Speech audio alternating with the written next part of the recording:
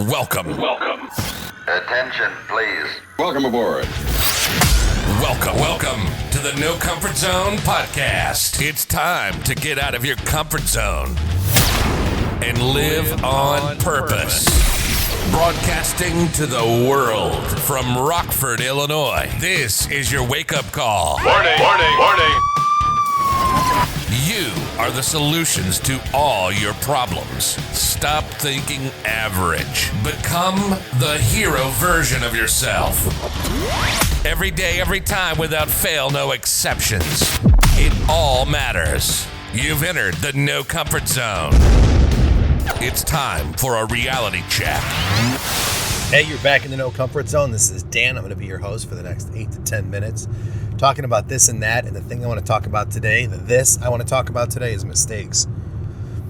Mistakes. Everyone's going to make mistakes. There's no way around it. You're not going to make every right choice. You're not going to make every right decision. But what happens is that you have to have that downtime, that opportunity to, have some freedom of choice, make a decision, and then because of that decision, have a consequence, a good or a bad. And it's been my experience whenever I take the shortcut, I end up with a bad consequence. But truth be told is that I'm living my life and I'm going through things and I make that bad consequence a lesson. And from that lesson, from that, the choice, the decision, the action, the consequence, good or bad, that's a lesson for me. And it took some maturity in my life to figure that part out.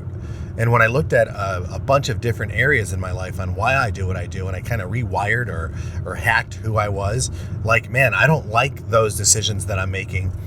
What I ended up doing was I just started to focus on why do I do what I do? And where can I actually mitigate me? Where can I actually remove the things I normally do, the habits I normally do?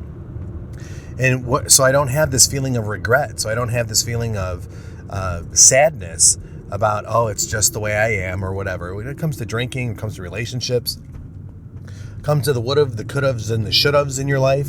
I should have done this better. I would have done this better if I had this opportunity.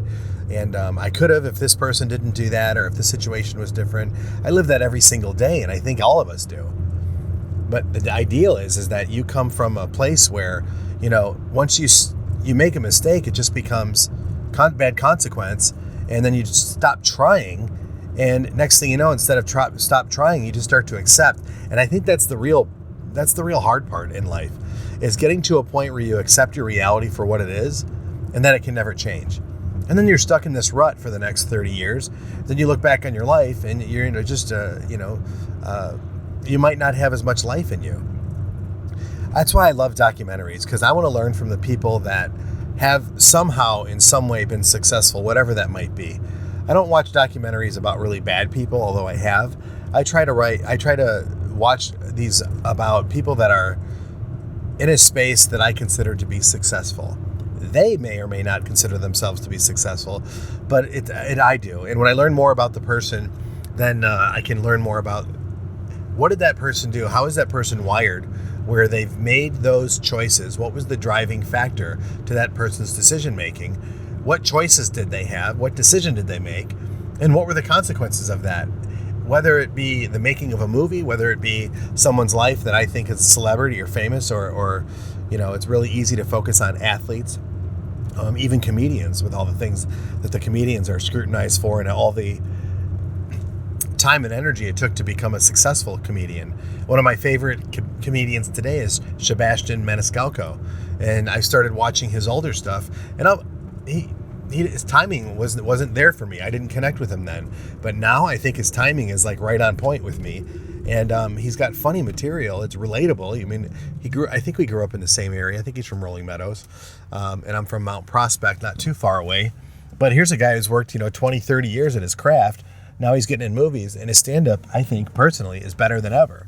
So you wonder, what choices did he make? What decisions did he have to deal with? And because of those decisions, what was his consequences?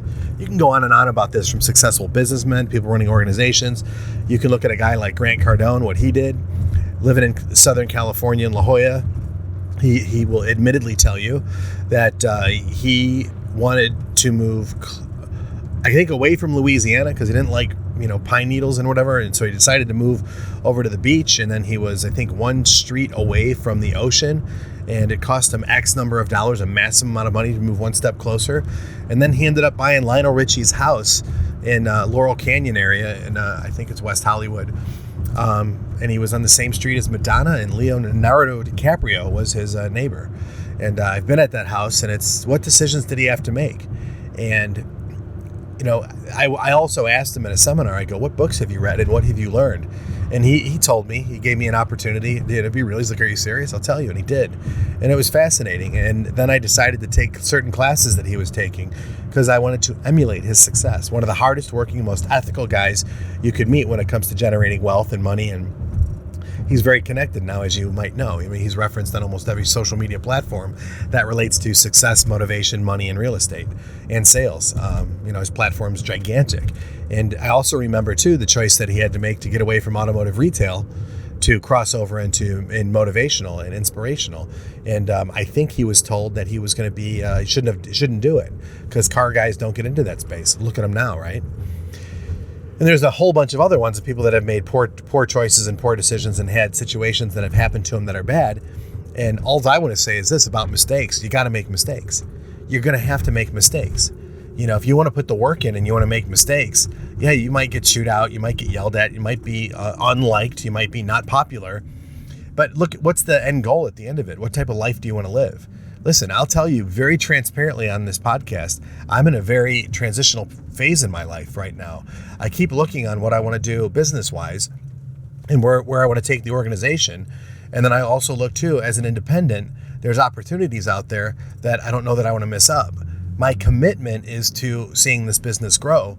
And, my obligation is to me. And where do I want to take it? Because now there's more things that are happening with it, and I just think I'm holding off on a few things because I'm worried about a choice I'm going to have to make down the road. And I find it interesting. So it's just interesting in the fact that, do I take the easy way out? Do I take the hard way out? Well, to me, they're both hard decisions. So I'm going to keep focused on what my commitment was, what my word is. And that's important to me, so I can go home at night realizing that I've made the right decision because I'm committing to my word. That's super important because if you listen, 12, 15 years ago, it's been so long now, I was never true to my word. I was flying by the seat of my pants. I was like a butterfly in the wind. I very little substance.